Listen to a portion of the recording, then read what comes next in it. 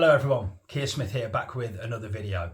I was watching Barry's channel the other day, Barry at Classic Album Review. He posted a video, I think over a week ago now, and he was talking about Pink Floyd's album The Wall, and he said that album changed his life. And I was watching this video with intent and nodding and agreeing with it, and yeah, it's the same for me. Pink Floyd's The Wall was a life-changing album, no doubt about it.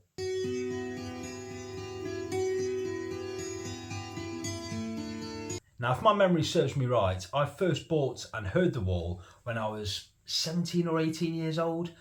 I'm 44 years old now, so this album's been around me for 27, 28 years. This, of course, is my vinyl copy, which I bought some years later, but it was that double CD that I bought back in 1998, 1999, when CDs were at a premium. I think that cost me something like 25 quid back then. The Wall was my third Pink Floyd album after The Dark Side of the Moon first, which took me some time to get into. I didn't get on at all well with that at first. It seemed too dark to me, no pun intended. Much better was Wish You Were Here. I seemed to engage with the music on that album immediately. But there was enough across those two albums that made me take the plunge and invest in The Wall. Now, I've always been a lifelong Beatles fanatic, and at this point in my life, I was still very much basking in the eternal glow of the Beatles' Summer of Love. And so to be confronted by this double Pink Floyd album with themes of war, death, childhood trauma, breakups, loneliness, isolation, madness, it didn't half send a chill through me. And make no mistake, this was a really tough listen. It was really challenging and heavy on my tender ears and heart. And I doubt that many people who listen to The Wall for the first time could come away from it and say, yeah, I got it completely. I understood it and I loved it all. I'm happy to admit that when I first listened to this album, start to finish, it confused the hell out of me, and quite frankly, it scared me. This was dark, cold and uninviting. Titles like The Thin Ice, Goodbye Blue Sky, One of My Turns, Don't Leave Me Now, Goodbye Cruel World. It was evident that these weren't happy songs. Is There Anybody Out There, Comfortably Numb, Run Like Hell. Yeah, this was going to be a rocky ride. And I remember listening to it for the first time and being particularly pleased with songs like Goodbye Blue Sky, Young Lust, Hey You, Comfortably Numb, Run Like Hell. I thought they were absolutely fantastic. But the rest of it sort of passed through me, if I'm honest. I didn't much like it at all. And like I say, when I first bought this album in the late 90s, this was very much pre-internet days for me. Information on bands and particular albums wasn't as readily available as it is now. So I would always be buying the monthly music magazines and scouring secondhand music shops and charity shops for books and further information on Pink Floyd.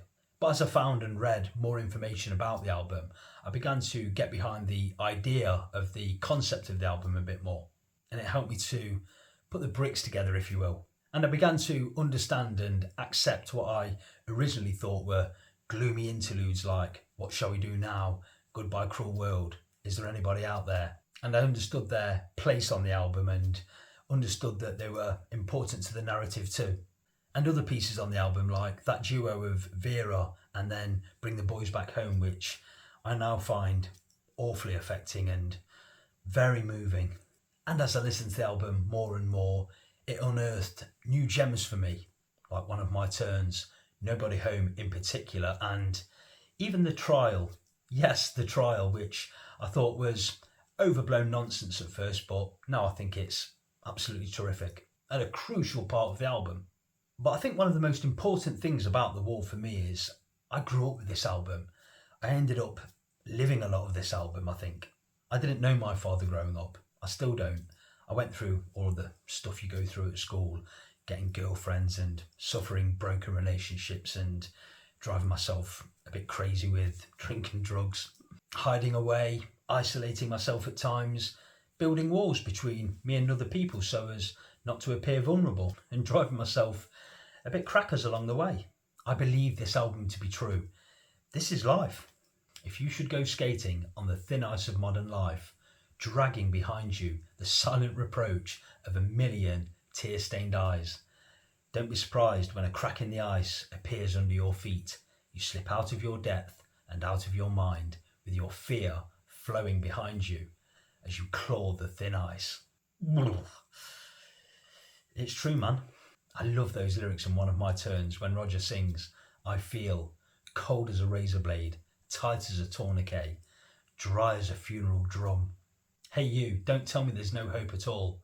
Together we stand, divided we fall. I can't tell you how many times I've quoted that lyric. Sorry, you're going to have to indulge me here because the lyrics across this album are so powerful. When I was a child, I caught a fleeting glimpse out of the corner of my eye. I turned to look, but it was gone. I cannot put my finger on it now. The child has grown, the dream has gone, and I have become comfortably numb. And lastly, because this is most relevant to me, I think, and then I'll stop with the lyrics, but you little shit, you're in it now. I hope they throw away the key. You should have talked to me more often than you did, but no, you had to go your own way. Have you broken any homes up lately? Just 5 minutes, worm your honour. Him, me, alone. I've been bad. The evidence before the court is incontrovertible. There's no need for the jury to retire. This album is awful. It's dark, it's painful, it's miserable. The hopelessness of it all. And as I've grown awkwardly through the years, this album has continuously resonated with me. But this is such an important album to me. It took time, it took effort, it took a lot of patience. But it's grown on me so much through the years, and as I say, as I grew up with it, it became more and more important to me. And as I sit here now, I will tell you that The Wall is one of my top 15 albums of all time. For its influence and its importance on my life, I would say it'd be in the top 5.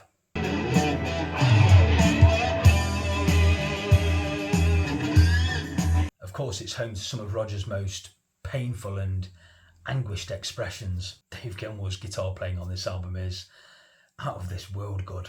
Richard Wright's keyboards, when called for, were absolutely fantastic, especially on Run Like Hell. And Nick Mason is Nick Mason, always great. And of course it was Roger's idea, Roger's master plan, but that was always the case, wasn't it?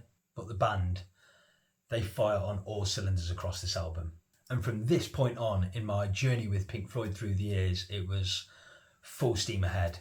I had to have everything as quick as possible.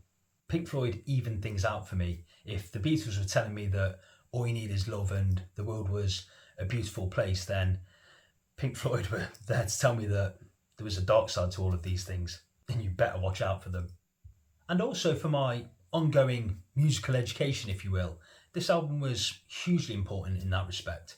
Because it was such a difficult album to get into at first, and because of the time and patience it took to understand it and realise it, it's allowed me to listen to almost anything with open ears and give new music the time and patience that it deserves, knowing that the rewards are there. It definitely kicked the doors open for progressive rock for me and allowed me to get into all of those great 70s bands like Yes, King Crimson, Genesis, Jethro Tull, Emerson, Lake and Palmer, Camel, and the rest of them.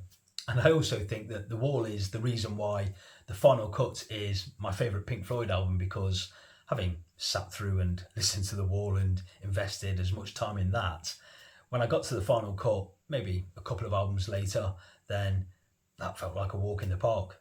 So yeah, if we're talking about albums that changed your life, then Pink Floyd's The Wall did that for me. Absolutely. This album is emblazoned on my mind, and I think about it often and refer to it all the time.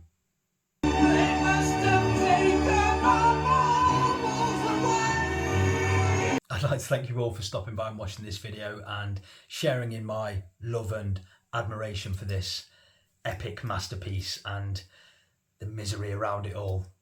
And please leave any thoughts and comments that you have on this album down below. And of course, I'll see you for my next video sometime soon. Until then, bye for now.